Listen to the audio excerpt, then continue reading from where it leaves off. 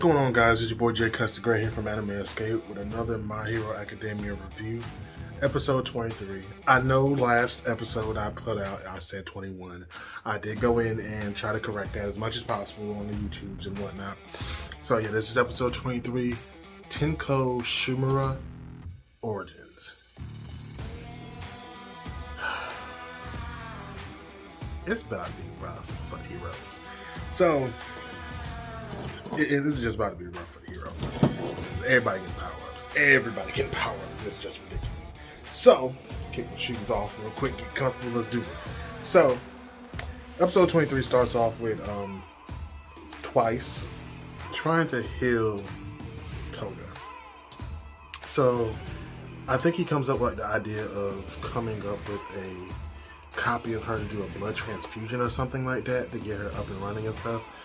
Which, in my mind, it kind of gets me wondering, like, how would that work? Like, do they still spill blood, or is it just like mud blood, or how would that work? That's my real question. But that's no here nor here. So, episode starts off like that. Then intro.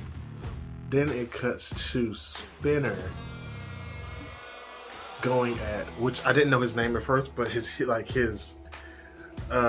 liberation name is Trumpet, and it's so freaking dope, like his powers and stuff and his equipment, it's freaking dope. So his liberation name is Trumpet. His voice emits electromagnetic enzymes or something like that to boost the people he's talking to physically and mentally. Then on top of that, he has a device which is like a helmet with like speakers like around the mouthpiece, so when he talks it like goes further. So I'm like, this man here is okay. I can see how he would be useful. I would see exactly how he'd be useful, because not only does he boost up physical, he boosts up mental. So like if you have like a mental core to think fast, or like, you know, think of strategies and stuff like that, you talk to him like, yo, say something to me, you got this. I got the plan. Just like, that's really what it is. But he's talking to Spinner, and Spinner pretty much like does a little flashback how he wants to help Shigaraki, you know, reach that pinnacle, pretty much. Reach that all encompassing level where it's like you have to respect him. And like the whole time he's getting beat up and jumped and everything, he's just like, I want to take half the load of Shigaraki the entire time. Like, Trumpet talks to the people and like they get boosted and stuff, and it's weird because like some of their powers are like when one of the guys jumped on Spinner and exploded. Spinner like technically has like, I can't remember, it's like lizard or chameleon, but he can stick to walls. So like he's sticking to a wall, he's coming across the wall, and that's like on the inside of a building. A ballerina spins, drags her feet against the wall, then a giant ass hole appears, and like someone just runs through and tackles her. I'm like, this is too much. Like all these quirks are different and unique, and it's a lot to deal with. So as Spinner is talking to Trumpet, and they're talking, and next thing you know, the tower where Gairen, Copy of Twice, and Redestro were crumbles, and they're like, everyone like stops and like, they made it there already. So then Trumpet tells everyone like, you know, we need to go protect the people. They've already attacked the stronghold. This, and this. So the Copy of Twice grabs Gairen and just haul ass, because the real Shigaraki showed up and is fighting Restoro. I cannot, his name is just so weird. So they're fighting. Restoro's pretty much talking down to him the entire time, like, you're not ready, this and this, your powers, everything like that. And what threw me off was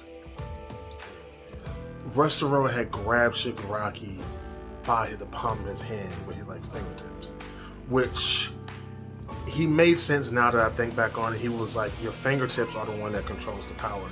So I guess like his entire fingers, like his hand was like, because at this point he's like a giant monster Hulk, but taller. So like his fingers tips were like covering all of this, like these joints, so where he can't like like really reach him, I guess. But I guess some way, shape, or form, as he was like breaking his hand and stuff like that, he actually touches him and gets loose. But as Restoro is destroying Shigaraki's hand, Shigaraki starts like seeing flashbacks of his life and everything like that. So it goes to a point where he sees this girl. She grabs by the hand and runs into like a house or whatnot. And he's like, I'm starting to remember. So like, that's when he like touches Restoro's hand. Restoro kind of lets him go for a split second. And then he's like scratching and stuff. And he's like, my head is splitting. And he kind of loses consciousness. So the whole time, Restoro's like, he's evolved. Pretty much saying the same thing about almost every League of Villain that they're evolving through while they're fighting and everything like that. So at some point, Shigaraki literally just blanks out. And then we get his backstory. So his backstory is, gosh, this is so crazy. So crazy. So his backstory is his dad got rich when he was young, and his dad doesn't want to hear nothing about heroes. His dad doesn't like talking about heroes. That's the one rule in the house. No one can talk about heroes. So like Shigaraki, well, Tenko was his name originally, I believe. So the time, they're talking, like, it flashes back and his dad is just like dragging him outside and making him sit out there. And they're like, well, he's been out there for quite a while, aren't you going to bring him in? He's like, I'm not bringing him in until he apologizes about talking about heroes. So the entire time, he's out there crying and everything like that. And his sister comes out there, talks to him and everything like that. They finally come in. He talks to his mom while the dad is gone or out of sight. So she asks him, does he still want to be heroes, this, and this? He's like, yeah, I do. It's like, is dad mad because my quirk isn't manifested or anything like that? And it's like, no, your dad just has like something going on with heroes. Come to find out that his dad's mom is one of the holders for One for All.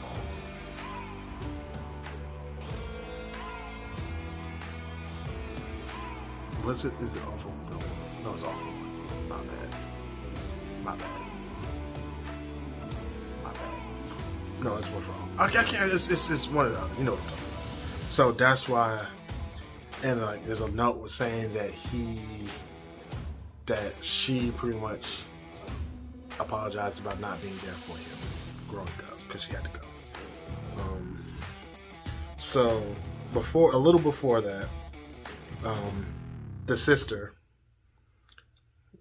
pretty much took Shigaraki, into the dad's study and showed him the picture of his grandmother, and they were outside playing and everything like that. And Shigaraki keeps having flashbacks of his grandparents and stuff, saying don't cry, everything be fine, all that. They were super nice. And like, he's outside playing with Mon, his dog, which is, I can't remember the name of the dog. It's the type of dog right off of Cowboy Bebop, Einstein. It's that type of dog. I can't remember. They're like short, fluffy, and cute. But like, he's playing with the dog. He throws the ball, and his quirk somewhat activates. And his dad catches him and was like, you went in my study, and he slaps the shit out of him. And just slaps the shit out of him. So that's when it cuts to his dad looking at the note that his mom left him, talking about she apologizes that, she couldn't be there for him, and, provide him all the motherly things she should have provided him. She was out fighting bad guys and everything like that, and she hoped all his life has nothing but smiles. So the mom, the grandparents walk in, and well, slightly before that, the sister was like, well, he said he wanted to do it. And she, kids, they'll snitch and not try to get in trouble and whatnot. So he's like, okay, you flipped it on me. I didn't even want to be in there. So I was like, okay, cool. So then the mom and the grandparents walk up on the dad. It was like, you said there was one rule in the house. Now you're laying hands on people. So if you're laying hands on people, ain't no rules in this house, pretty much. And he was like he was gonna go apologize and everything like that. But outside, Shigaraki quote manifests out of anger and hate. So Mon is sitting there just laying on his chest and he's just like scratching because apparently the reason why Shigaraki scratches is allergies. Which is like I'm like, bruh, that's it? Can't nobody get this man no Visine or nothing? Like no Benadryl, nothing? Like this man is just scratching up a storm because of allergies. So he's out there scratching and he's like, I hate him all, this, and this, and his quirk activates as he's like petting the dog crumbles and dies. Now, the thing with me that bothered me about this episode, every other time we've seen something crumble, it's like no blood. Like, I can understand why, because the quirk just manifested, so it's not like deep or strong, it's there now. So kills his dog. He spazzes. Like he's losing because he thinks, like he said when he was a kid, he thought a villain was after him and he thought a villain was doing that. So the sister, I believe it's the sister comes out, Hana, and she wanted to apologize to him for lying, and he's sitting there like Jesus Christ, like spazzing because he doesn't realize it's him. He just thinks someone killed the dog. So she comes out, sees the dog, she runs, screams, and he's like, Hana, please come back, you were going to apologize. Reaches her and kills her. He starts losing even further. So, parents come out, grandparents come out. And this was like a sad moment for me, because that would have really pushed me over the edge if something like that happened. So he's like reaching out, trying like touching the ground, and then like just spreads, the cage spreads, and it's touching them, and then it reaches his mom, his grandparents, everything. So before his mom fully decays and dies, she runs over to try to catch him and hold him, try to get him to calm down, but she crumbles right before she gets him. So all that happens, like his hair, like from him like touching and stuff, his hair turns gray. It was jet black, but it turns gray now. So that's why his hair is gray permanently. So like he's still losing it, and his dad comes out, and he's like reaching for his dad, like, you know, some type of comfort because he's not knowing what's going on. He's accidentally killed everybody, almost everybody, and he's like not knowing exactly what's going on, how it's going on, and why is it happening. So instead of the dad being, well, I can understand the frustration and anger, but at the same time, I can't even say as a parent yet because my child isn't here yet, but as a person who's seen things with kids, worked with kids in after school programs, summer camps, things of that nature, you gotta understand, kids, when they panic, they full-fledged panic, so it's different.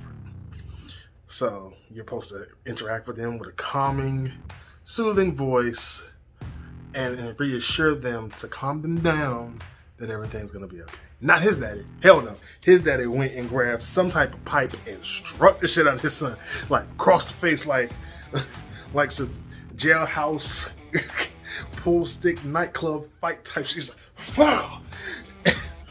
And then he was like, once he hit him, like Shigaraki was like, that's when, like, in my mind, I was intentionally gonna kill him. And like he literally jumps and palms this man's face and just yells, "Die!" and slams him to the ground, and the case sprays everywhere. House crumbles down. End of the episode. So yeah, this was very, very interesting episode.